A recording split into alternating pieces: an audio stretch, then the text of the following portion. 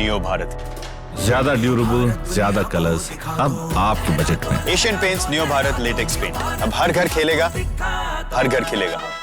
मतलब तनख्वाह मिलती है। 25,000 25,000 और ऐसे हैं जिस पे मेरा टैक्स नहीं जिस लगेगा। पर टैक्स नहीं लगेगा। ठीक है, चलिए। इसके साथ साथ अगर आपको कोई फैमिली पेंशन मिलती है किसी तरह की, आपके परिवार में किसी परिवार के मेंबर की डेथ होने की वजह से किसी तरह की फैमिली पेंशन है, तो उस पर पहले मैक्सिमम छूट ज्यादा से ज्यादा 15,000 की थी, जो अब बढ़ाकर उन्होंने 25,000 रुपए मतलब कर इससे दी। मेरे माता पिता को लाभ होगा। आपके माता पिता को लाभ होगा। को मिलती है, जी। दूसरी बात, अब इसके साथ साथ जो गुनाह हो गया है, लॉन्ग टर्म कैपिटल गेन जिसका डर था कि बढ़ जाएगा, उसको 10% से बढ़ाकर 12.5% कर दिया है। ये आसान 2.5%। भाषा में बताइए, लॉन्ग टर्म कैपिटल गेन क्या होता है? लॉन्ग टर्म कैपिटल गेन ये होता है कि मैंने कोई चीज शेयर खरीदा। ये रवि बैठे हैं बगल में, ये शेयर मार्केट के एक्सपर्ट हैं। इन्होंने अडानी का एक शेयर 100 रुपए का खरीदा। अब आगे इन्होंने 100 रुपए का खरीदा, 1 साल रखा और 150 रुपए में बेचा।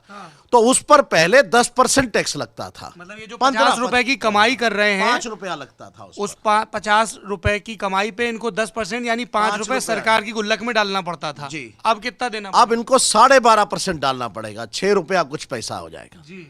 वो इनको डालना पड़ेगा। मतलब इनकी चुंगी बढ़ गई अब चुंगी शेयर बढ़- मार्केट से सर- कमाई। जी। सरकार नहीं चाहती हम शेयर से पैसा कमाएं।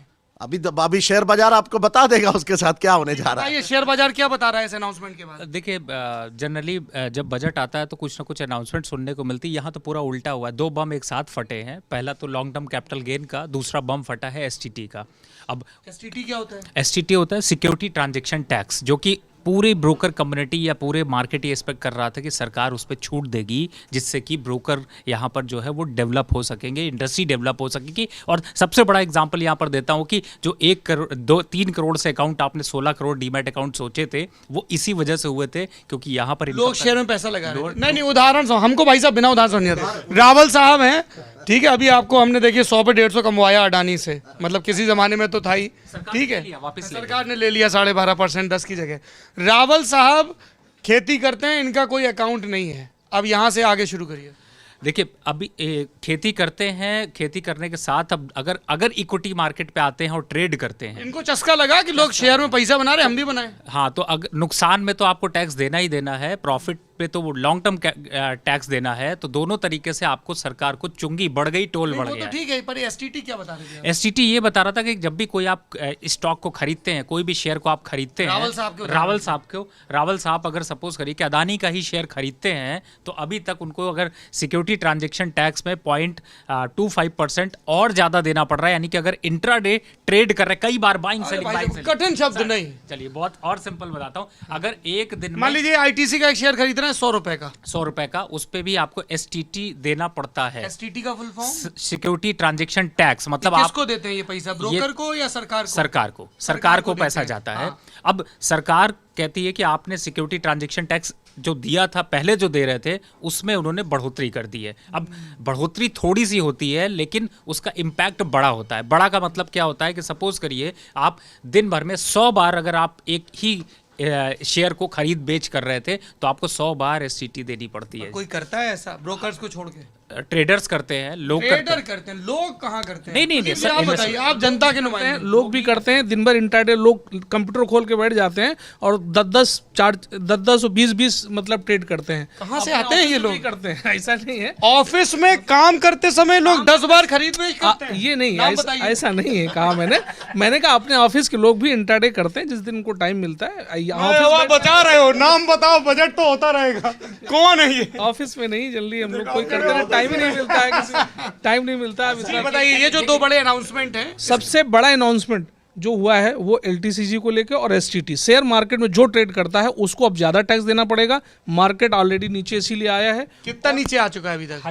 1200 पॉइंट सेंसेक्स गिर गया है? गिर चुका है और निफ्टी गिर चुका है रिकॉर्ड स्तर पर 700 पॉइंट। देखिए ना, माइक की तरफ। हाँ भाई साहब, जरा ऐसा है, हम ये कह रहे हैं जो एसटीटी है। कहाँ के रहने वाले, पहले ये बताओ। मैं हरियाणा का हूँ। हाँ, वो आपका ऐसा है, आया तो मैंने कहा पहले पूछ लूं जी। ऐसा है, जो आप 100 रुपए का अडानी का शेयर जो रवि जी को आपने खरीदवाया था, सौरभ जी आप और लेने नहीं दे रहे ना किसी को। अरे आईटीसी भी बोला मैंने।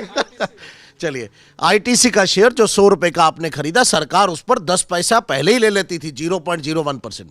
अब वो बढ़ा करके डबल हो गया। मतलब अगर रोज में 4 लाख करोड़ का धंधा होता है तो उस पर सरकार का टैक्स डबल हो गया रोज में, उसको 0.02 कर दिया 1 से सीधा, और 1 साल रखा, फिर बेचा तो फिर 10 का 12.5%। तो अच्छा खासा पैसा शेयर मार्केट से सरकार कमाने वाली टैक्स, है। ये जो इनकम टैक्स के स्लैब है उसमें कुछ बदला? इनकम टैक्स सुन लो मित्रों, ये सबसे जरूरी पार्ट है। इनकम टैक्स के जो स्लैब में बदलाव है वो बहुत ज्यादा नहीं हुआ है और उम्मीद के बिल्कुल खिलाफ है। सच बात तो यह है, सरकार को शायद दोबारा सोचना भी चाहिए इस पर। अब उन्होंने कर दिया 0 पे 3 पे पहले भी टैक्स नहीं था, अब 3 लाख रुपए तक की अगर तनख्वाह है, कुछ नहीं टैक्स देना। आप गरीब आदमी क्या टैक्स लेंगे, छोड़िए, आपको सरकार लेती नहीं है। 3 से 7 लाख रुपए तक एक भी। सेकंड, ये भरम दूर कर दें। जिनकी 3 लाख तक की तनख्वाह है वो इनकम टैक्स नहीं देते हैं, लेकिन टॉफी भी खरीदते हो तो टैक्स देते हो।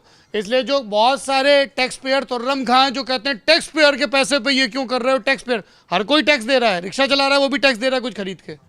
हाँ, मैं सहमत हूं सौरभ जी आपके साथ। इनकम टैक्स नहीं देता है, उसकी आय नहीं है, इसलिए उससे टैक्स नहीं लगता।